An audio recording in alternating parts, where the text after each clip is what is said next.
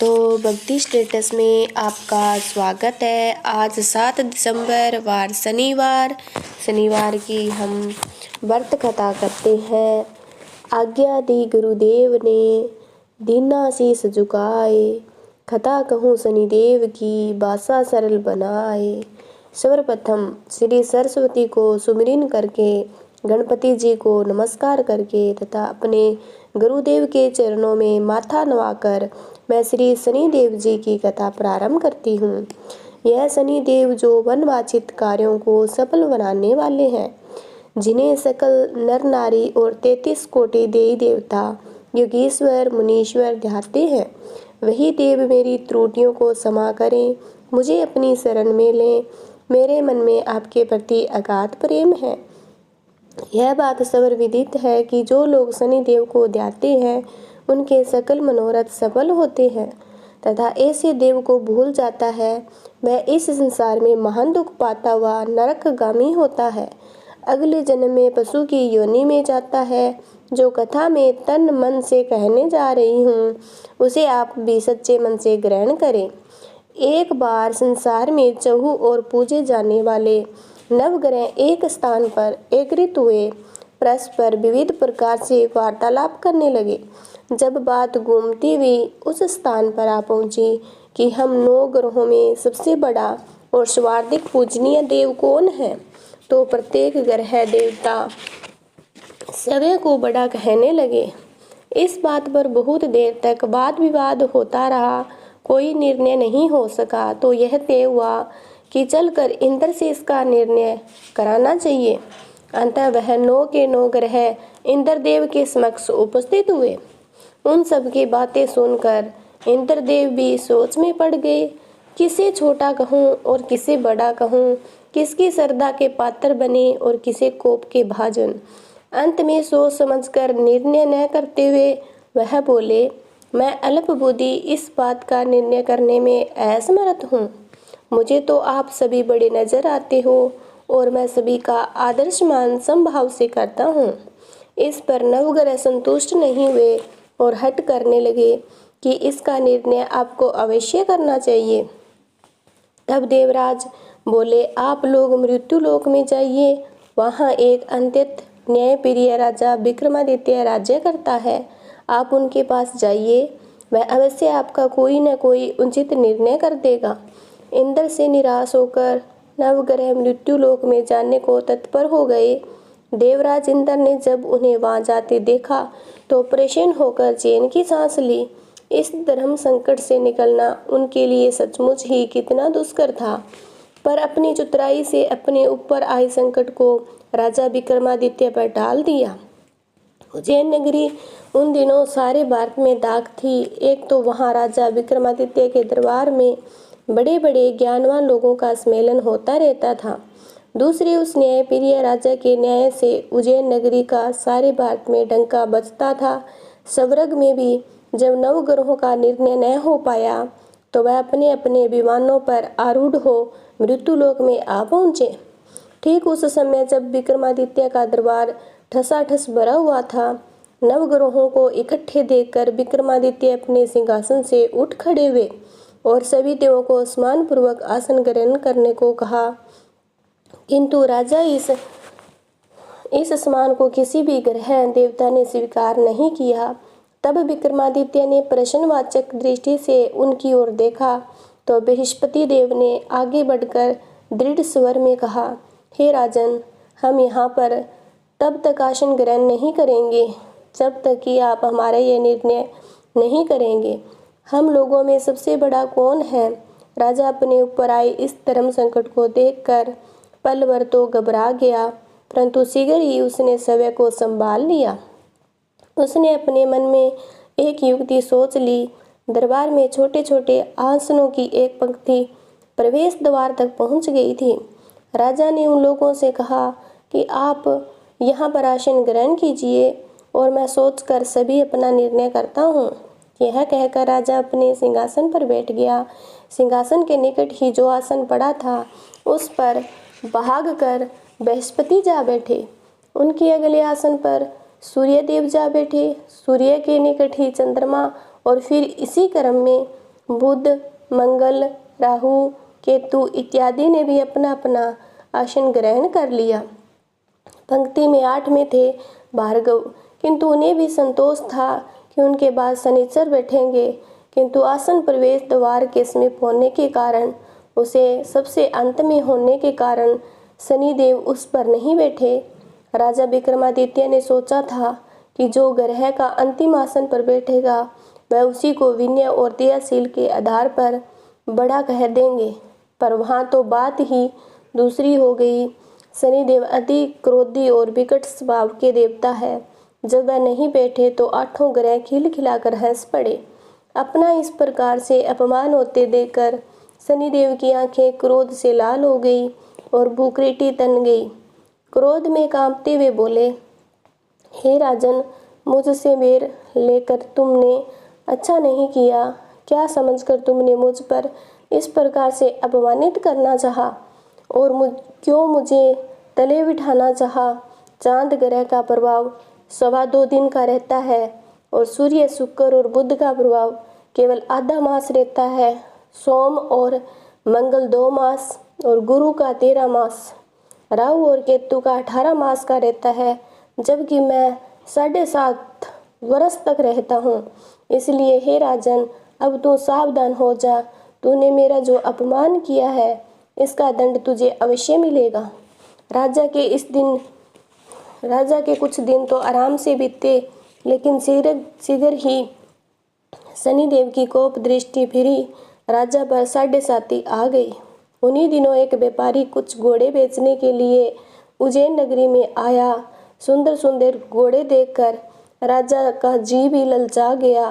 राजा ने उन्हें खरीदने का आदेश दिया। घोड़ों में एक छोटा घोड़ा बबर नाम का था।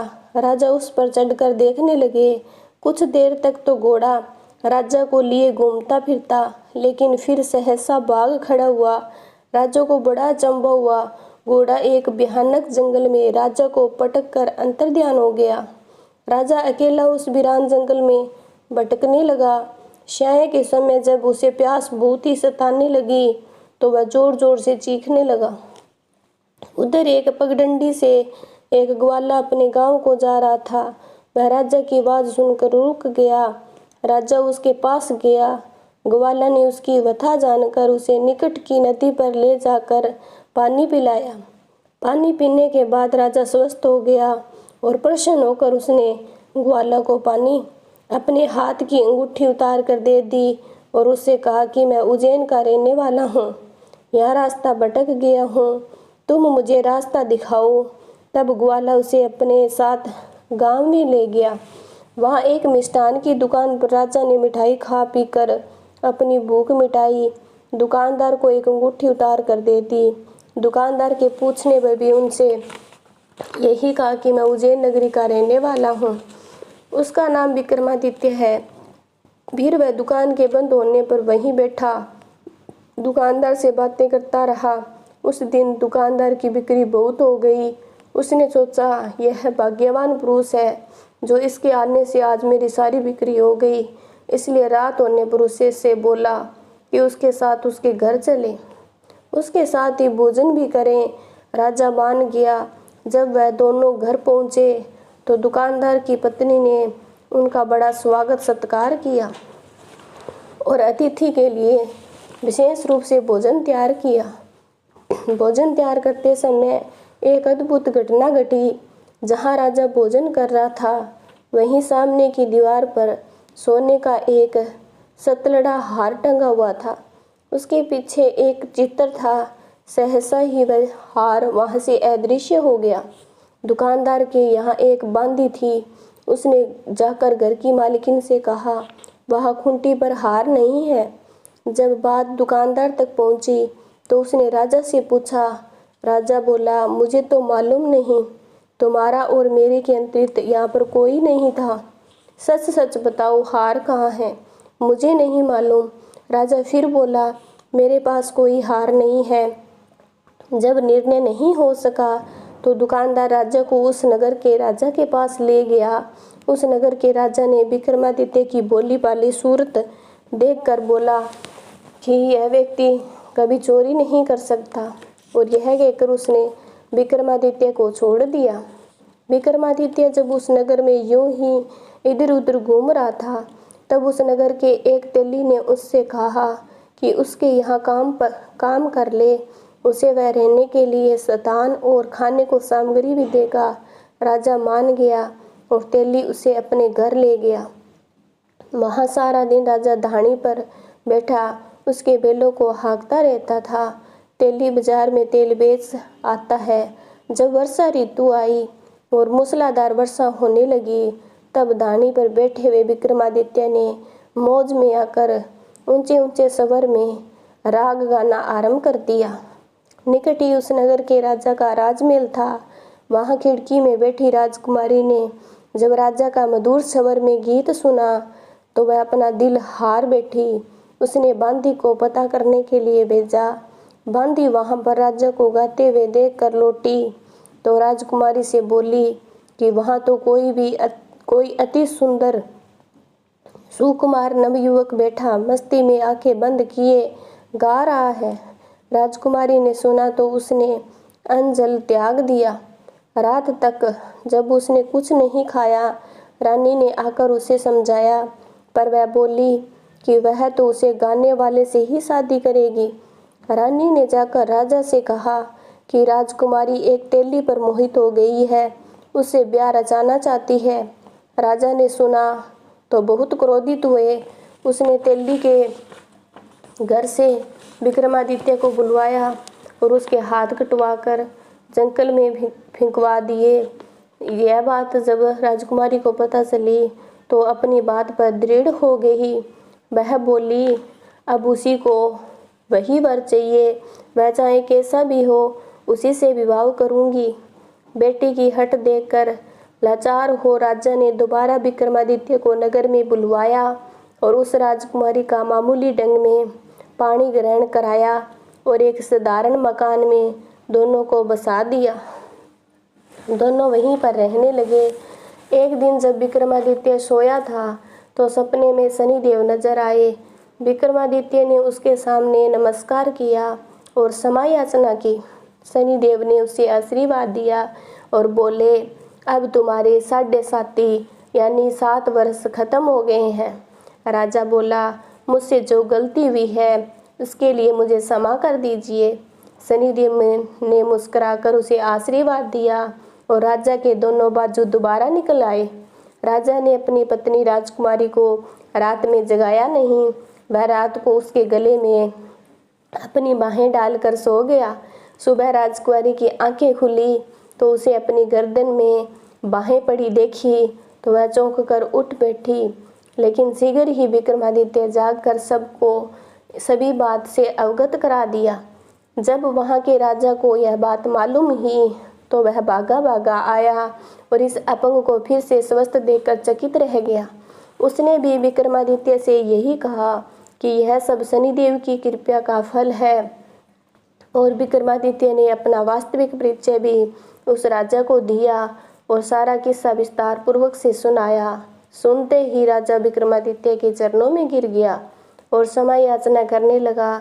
बस यह खबर शीघ्र ही सारे नगर में फैल गई। दुकानदार को जब यह खबर मिली तो वह भागा भागा आया और विक्रमादित्य के पाँव में लौटने लगा। विक्रमादित्य ने उसे उठाकर आसन पर बिठाया और कहा, तुम घर जाकर उसी खूंटी पर देखो, हार टंगा होगा। यह सच ही दुकानदार ने देखा, हार टंगा पाया। नौकरानियों के साथ लश्कर समेत विक्रमादित्य को विदा किया। राजा विक्रमादित्य जब राजकुमारी को लेकर अपनी नगरी उज्जैन में लश्कर समेत पहुंचा तो सारी नगरी में उत्साह छा गया। अपने राजमहल में प्रवेश करने से पहले विक्रमादित्य ने 9 ग्रहों की पूजा की और शनिदेव को सर्वोच्च स्थान दिया, सबसे ऊंचा स्थान दिया।